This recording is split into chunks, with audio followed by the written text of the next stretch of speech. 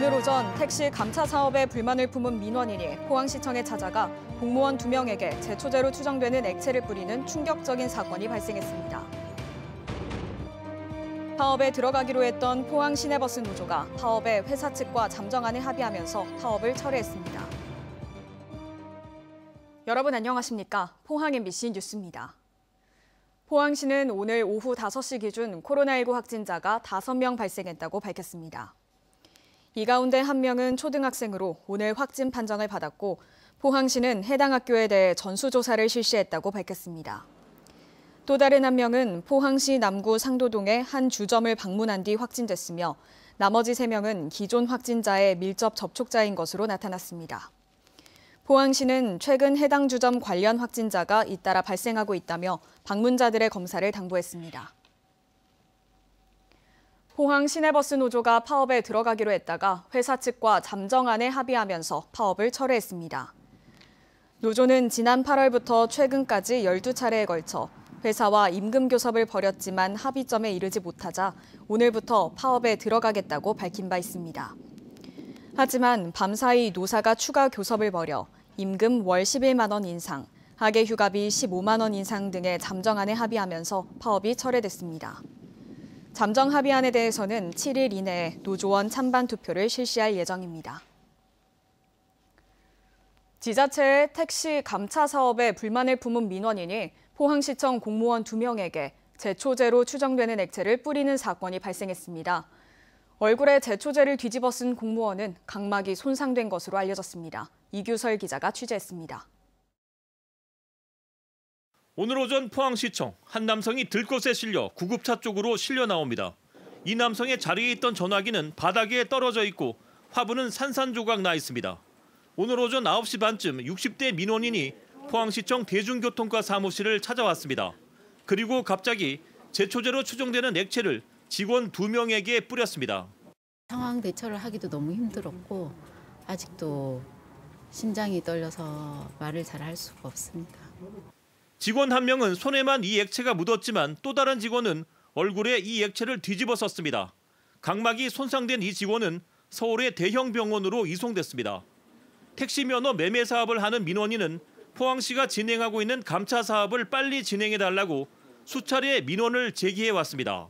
민원인분이 성큼성큼 걸어오시더니 아무 말씀도 없이 다짜고짜 과장님을 공격했습니다. 코로나 방역 정책에 따라 포항시는 민원인의 사무실 출입을 통제하고 있었습니다.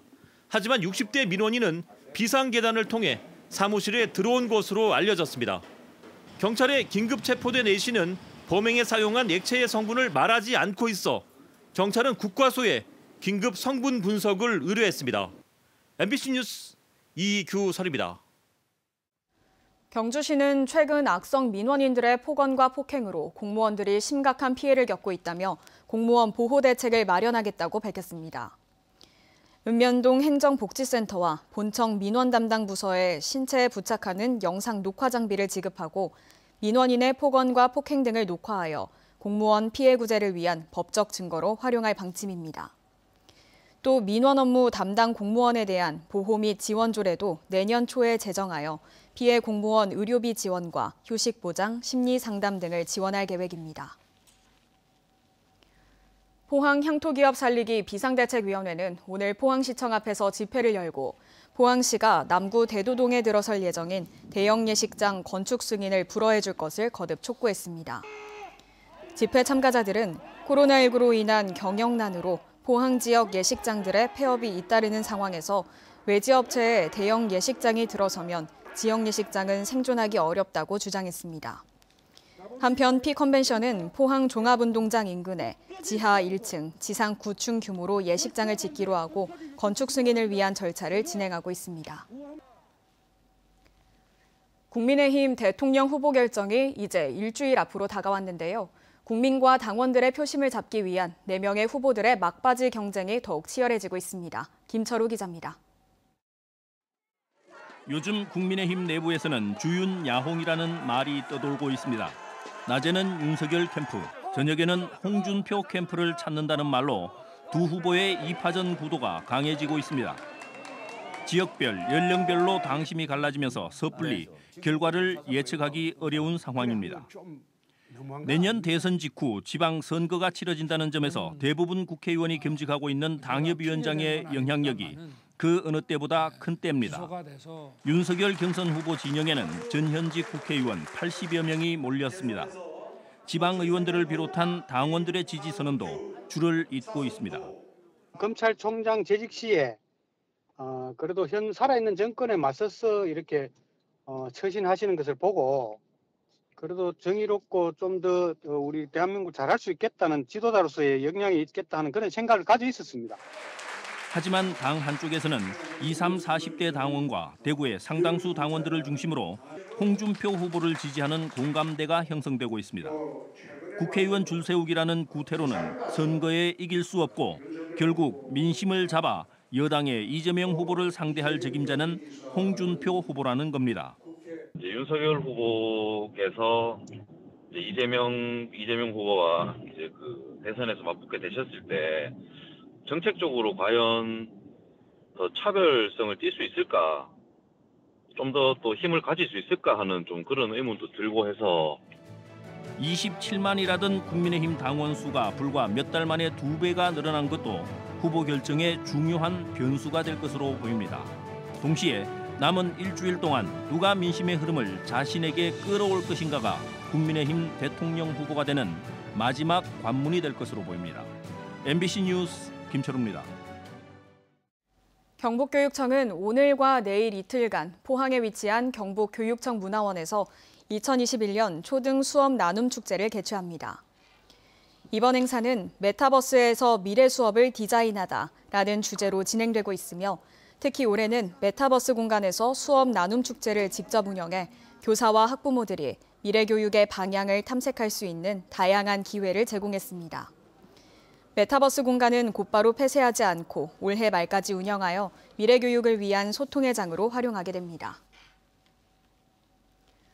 중소벤처기업부 공모사업인 상권 르네상스 사업에 경주시가 선정돼 5년간 80억 원의 예산을 지원받습니다. 경주시는 신라 천년의 빛과 문화예술을 느낄 수 있는 신라의 거리 스마트 상권 육성을 위한 스마트 거리 등 4개 테마로 특색 있는 시내 상권을 조성해 나갈 계획입니다. 또 경주 시내 중심 상권을 인근 황리단길과 대릉원 역사 유적지구와 연계하여 역사 문화관광 융합 상권으로 조성할 방침입니다.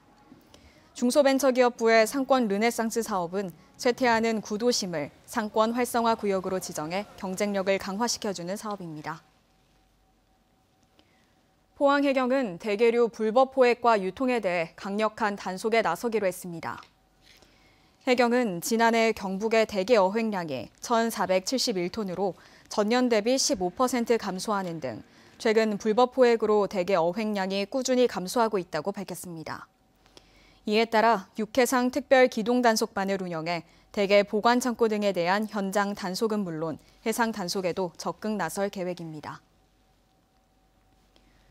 경북교육청은 시험장 위험 요소를 사전에 제거하기 위해 다음 달 5일까지 수능 시험장 안전 점검을 벌입니다. 주요 점검 내용은 시험 중 지진 발생 시 피난 통로 확보 및 방송시설 정상 작동 여부 등입니다.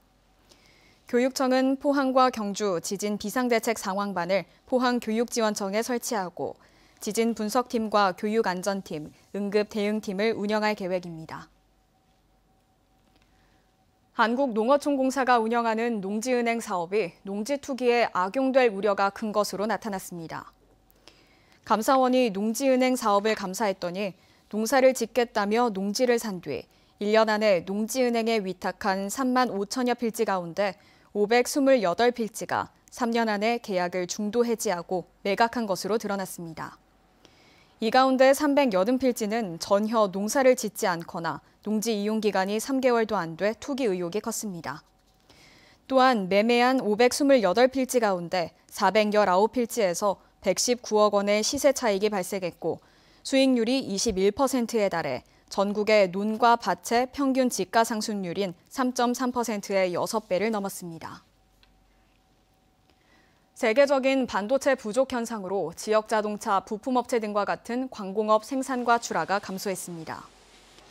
동북지방통계청의 9월 산업활동 동향에 따르면 9월 광공업 생산이 대구와 경북 모두 지난해 같은 기간과 비교해 각각 7%와 6% 줄었습니다.